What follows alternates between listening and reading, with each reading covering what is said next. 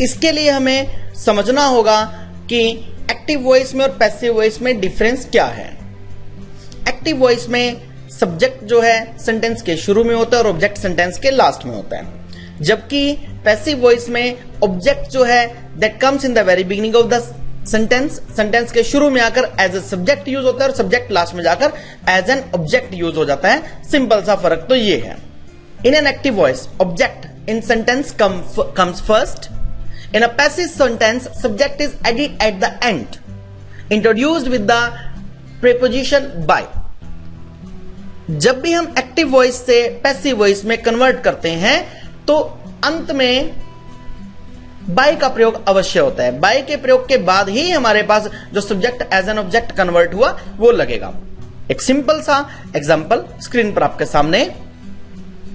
Active voice में हमारे पास sentence है आई ईट एप्पल। पैसिव वॉइस में एप्पल इज ईटन बाय मी। इनका हिंदी में अर्थ देखते हैं। एक्टिव वॉइस में सेंटेंस हुआ मैं सेब खाता हूं। पैसिव वॉइस में बना मेरे द्वारा सेब खाया जाता है। यानी कि अगर आप पैसिव वॉइस में ध्यान से देखें तो एप्पल सेंटेंस के शुरू में आ गया, यानी सिंपल सी बात है कि जो सेंटेंस के लास्ट में शब्द लगा था उसको हम उठाकर शुरू में ले आए।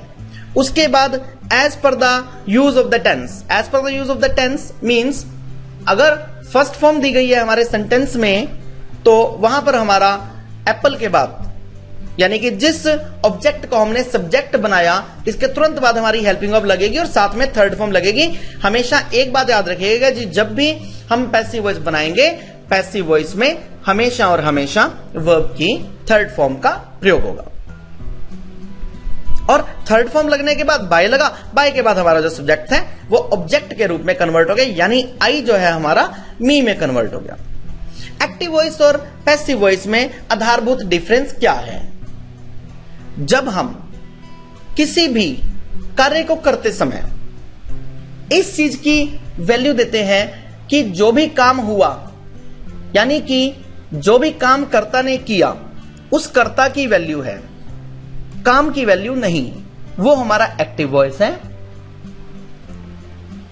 जब हम इस चीज पर जोर देते हैं कि कोई भी काम जो हुआ हमें उस काम से मतलब है, किसने किया यानी कर्ता कौन है हमें उससे मतलब नहीं है। सिंपल सा एक छोटा सा उदाहरण आपको मैं समझाता हूं जो कि हालांकि स्क्रीन पर नहीं दिया हुआ लेकिन बहुत सिंपल सा एग्जांपल है।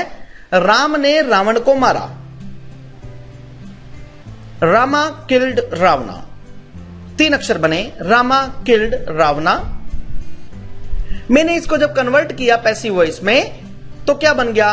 रावणा वॉज किल्ड बाय रामा, यानी कि पहले वाले सेंटेंस था एक्टिव वॉइस, पहले वाले सेंटेंस में इसका मतलब था कि राम ने रावण को मारा, यानी कि जिसने काम किया उसका महिमा मंडन किया गया, यानी कि कर्ता की बात की गई। लेकिन दूसरे सेंटेंस में हमारा सब्जेक्ट थोड़ा सा दूर चला गया, जिसने काम किया था, लेकिन काम पहले आ गया कि हां ये काम हुआ, यानी कि जब सब्जेक्ट को वैल्यू दी जाती है तो वो हमारा एक्टिव वॉइस है, जब ऑब्जेक्ट को वैल्यू दी जाती है तो वो हमारा पैसिव वॉइस है। यानी कि जो काम हुआ जब काम की वैल्यू दी गई तो वो हमारा पैसिव वॉइस है।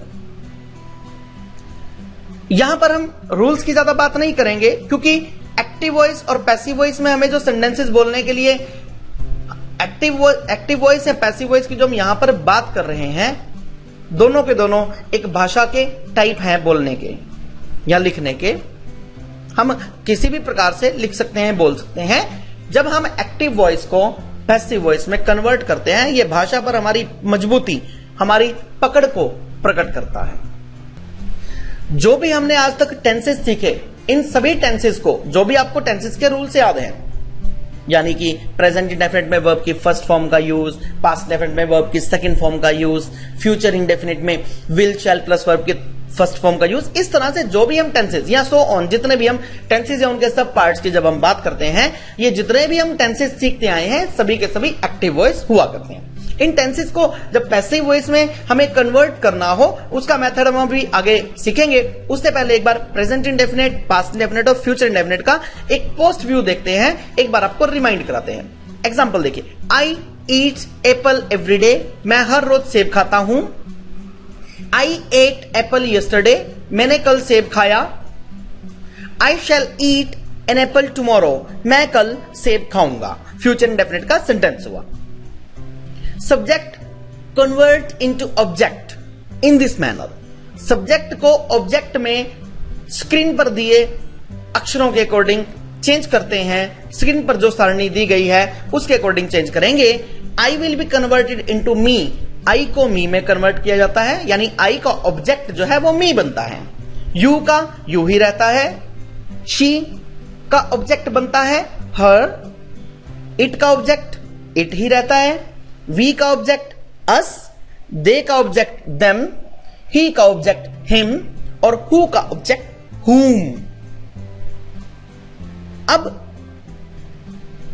सेम वही एग्जांपल लेते हैं। I eat an apple every day, ये हमारा प्रेजेंट इंडेफिनिट का एक्टिव वॉइस हुआ। यानी कि प्रेजेंट इंडेफिनिट की पहचान क्या है? प्रेजेंट इंडेफिनिट की पहचान ये है कि प्रेजेंट इंडेफिनिट में वर्ब की फर्स्ट फॉर्म लगती है। हमारे सेंटेंस में वर्ब की फर्स्ट फॉर्म लगी आई ईट एप्पल एवरी डे, लेकिन इसका पैसिव वॉइस का फार्मूला क्या है? इसका पैसिव वॉइस का फार्मूला स्क्रीन पर बिल्कुल ऊपर आपको दिखाई दे रहा है। ऑब्जेक्ट प्लस इज या फिर आर या फिर एम प्लस वर्ब की third form plus subject at the last of the sentence. और ये सब्जेक्ट जो आएगा उससे पहले बाय लगेगा ही लगेगा। ठीक, तो देखिए जैसा कि आपको स्क्रीन पर दिखाई दे रहा है आई ईट एप्पल एवरी डे। आई को आप एक एरो के निशान से देख रहे हैं कि ये तीर के निशान से हम आई को लास्ट में ले गए, मी में कन्वर्ट हुआ दिखाई दे रहा है ईटन बाय के बाद। ठीक, और एप्पल जो था, एप्पल को हम आप रेड एरो की हेल्प से देख सकते हैं। रेड एरो से आप देखिए कि एप्पल जो है हमारा सेंटेंस के शुरू में आ गया, तो क्या बन गया? एप्पल।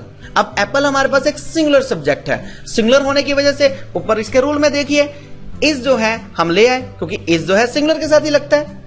ठीक, एप्पल इज। अब यह भी तय है कि इज, एम या आर, इनमें से एक हेल्पिंग वर्ब लगाने के बाद हमें वर्ब की थर्ड फॉर्म लगानी, तो हमने eat, ate, eaten. Eaten is the third form, हमने यहां पर थर्ड फॉर्म लगा दी। Apple is eaten. ठीक, अब इसके बाद बाय लगेगा, क्योंकि जो हमारा लास्ट में ऑब्जेक्ट आया, सब्जेक्ट जो हमारा ऑब्जेक्ट में कन्वर्ट हुआ, आई को हमने मी में कन्वर्ट किया, तो मी जो है उससे पहले बाय लगेगा ही लगेगा। तो क्या बन गया? एप्पल इज ईटन बाय मी। और लास्ट में हमने लगा दिया एवरीडे, कि मेरे द्वारा हर रोज सेब खाया जाता है। कुछ और एग्जांपल देखेंगे सेम यही उदाहरण को अपने सामने रखते हुए। Formula is am are plus third form of the verb. Ram takes tea daily, tea is taken by Ram daily. They read newspaper every day. Newspaper is read by them every day. They go to market every Sunday. Market is gone by them every Sunday. Police catch the thief every month. Thief is caught by police every month. They always welcome Sita in their house. Sita is always welcomed by them in their house. They eat light food every night. Light food is eaten by them every night. They read books in library every day. Books are read by them in library every day. Government takes required steps to stop dengue every year. Required steps are taken by the government to stop dengue every year. Mr. Umesh teaches English every day in school. English is taught by Mr. Umesh every day in school. Children love rainbow. Rainbow is loved by children. Now give at least 5 examples of passive voice in your speaking. This topic is not related to passive voice. But now on we start 2 topics per day. This is second topic of the day. अब हम बात करेंगे कुछ ऐसे orders की, request की और suggestions की, यानी कि कुछ आदेश, कुछ प्रार्थना यानी रिक्वेस्ट और कुछ सुझाव। इस प्रकार के सेंटेंसेस को बोलना बहुत आसान है। हमारी रोजमर्रा की लाइफ में, दैनिक दिनचर्या में हम इन वाक्यों को बहुतायत में यूज करते हैं। जैसे open the door, come here, remember me, go there, open the window, switch off the fan, switch on the fan. क्या आपने इन वाक्यों में एक बात नोटिस की कि सभी के सभी वाक्यों के शुरू में वर्ब की फर्स्ट फॉर्म लगी हुई है। ध्यान से देखिए दोबारा से। ओपन द डोर, वर्ब की फर्स्ट फॉर्म शुरू में ओपन। कम हियर, वर्ब की first form come. Remember me, first form remember. Go there, go first form. Open the window, open first form. Switch off the fan, switch off first form. Switch on the fan first form. इस प्रकार से हम sentence के शुरू में verb की first form लगाएं और उसके बाद रेस्ट ऑफ द सेंटेंस लगा दें। वेरी सिंपल, हमारे ऑर्डर, रिक्वेस्ट और सजेशंस वाले सेंटेंसेस बन जाएंगे। बाकी सेंटेंसेस को डिस्कस करते हैं। Speak the truth, drive the car, come to meet me, speak truth, do the right works, water the plants, change the clothes, forget him, show your book, answer quickly, speak clearly, always sit here, stand here, eat mango, ask me, contact her, always give the straight answer, always speak loudly.